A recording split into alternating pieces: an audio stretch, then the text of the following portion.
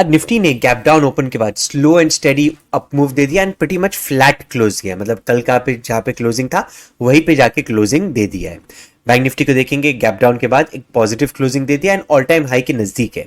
अब देखना यह है कि मंडे के दिन पे क्या यह अप मूव कंटिन्यूएशन में आता है, क्या बायर स्ट्रॉन्ग रहते या एक वॉलेटाइल वाला डे रह सकता है। मिड कैप निफ्टी का एक्सपायरी भी है तो उससे कैसे ट्रेड करना है वो भी डिस्कस करेंगे डिटेल में। वीडियो एंड तक जरूर देखना, जो बाइंग और सेलिंग के लेवल्स है इंपॉर्टेंट मैं लास्ट में मार्क कर दूंगा। Hello everyone, welcome back to my channel. मैं नाम इस्वेल, चलते एनालिसिस पे। ओके, सो निफ्टी को देखेंगे 22,513 पे क्लोजिंग दिया है, करीबन 1 पॉइंट नेगेटिव क्लोजिंग दिया हुआ है कल की क्लोजिंग के आसपास पे ही। अब दिक्कत ये हो जाती है कि एरिया अच्छा है, 22,500 के आसपास में क्लोज किया है, बाइंग वाला एरिया पे ही क्लोजिंग दिया है, बट यहाँ पे हम मोमेंटम तेजी एक्सपेक्ट नहीं कर सकते जब तक 22,560 570 का लेवल क्रॉस नहीं हो जाता है। तो ये लेवल क्रॉस हो गया तो फिर से हमें एक थोड़ा फास्ट मोमेंटम बाइंग की तरफ दिखाई देने की उम्मीद हो सकती है। तो प्लान क्या रहना चाहिए निफ्टी के अंदर? निफ्टी के अंदर मंडे के दिन पे कभी कहीं पे गैप अप ओपन हुआ या फ्लैट खुल गया मार्केट और 22,565 570 का लेवल क्रॉस करना शुरू कर देता है, ये लेवल क्रॉस करना शुरू कर देता है तो हम यहाँ पे एक बाइंग का पोजीशन बना सकते हैं।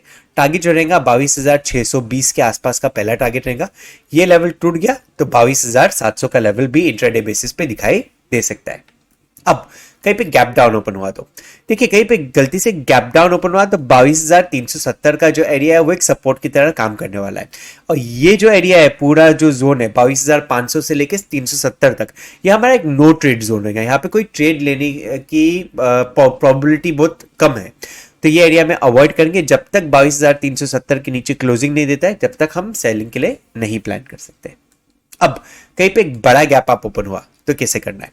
देखिए, कहीं पे बड़ा गैप अप हुआ तो 22,620 का ऑल टाइम हाई लगाया था निफ्टी ने उस दिन, कल की बात है, एंड वहां से रिजेक्शन लेते हुए नीचे आया है।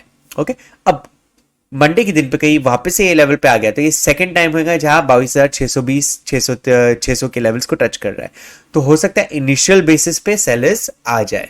तो क्या करना है, हमें वेट करना है। एक 3 मिनट का कभी नेगेटिव कैंडल दिख गया तो कैंडल लो के नीचे हम शॉर्ट करेंगे। टारगेट जो रहेगा वो 22,500 के आसपास करेगा और स्टॉप लॉस 20 से 25 रुपए करेगा। बैंक निफ्टी को देख लेते हैं। बैंक निफ्टी का क्लोजिंग मिला है 48,493 पे। पॉजिटिव एरिया के अंदर क्लोज किया है, ब्रेकआउट दे दिया। यहाँ पे कंटिन्यूएशन का ही हम प्लान करने वाले हैं। तो बायर्स का मुद्दा यहाँ पे स्ट्रॉन्ग है तो वही हिसाब से हमें प्लान करना है। थोड़ा स्टॉप लॉस यहाँ पे बट बड़ा होने वाला है। क्यों? क्योंकि यहाँ पे स्ट्रेट मूव हुआ है, कोई कंसोलिडेशन नहीं हुआ है। प्लान क्या होना चाहिए? फ्लैट खुल गया मार्केट और 48,520 530 का जो जोन है ये तोड़ना शुरू कर देता है। हम यहाँ पे बाइंग के लिए देखेंगे। 100 पॉइंट का टारगेट है पहला 48,630 तक, ये ऑल टाइम हाई के लेवल से।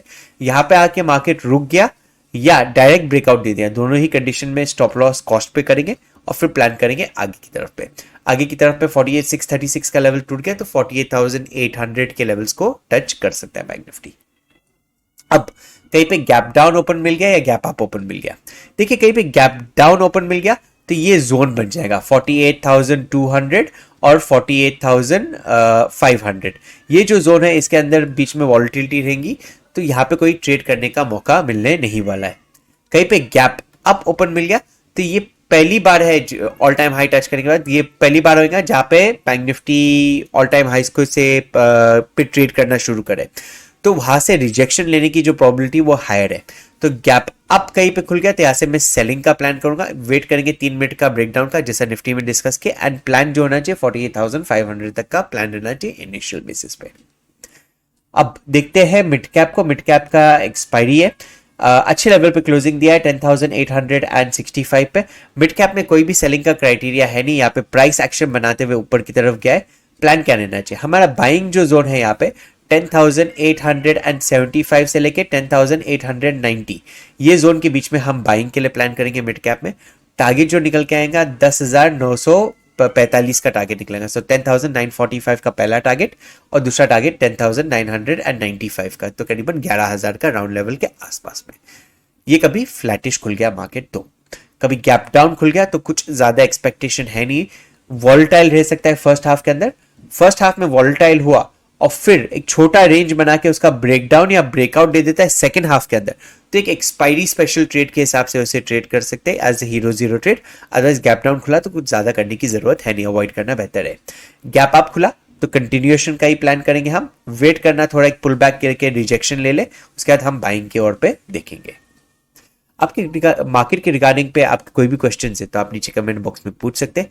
मंडे के दिन के जो इंपॉर्टेंट लेवल से बाइंग सेलिंग के मैं अभी स्क्रीन पे मार्क कर रहा हूं, पॉज करके स्क्रीनशॉट लीजिएगा। वीडियो अच्छा लगा लाइक शेयर और सब्सक्राइब जरूर करना। Thank you for watching the video. Trade safe, trade responsibly.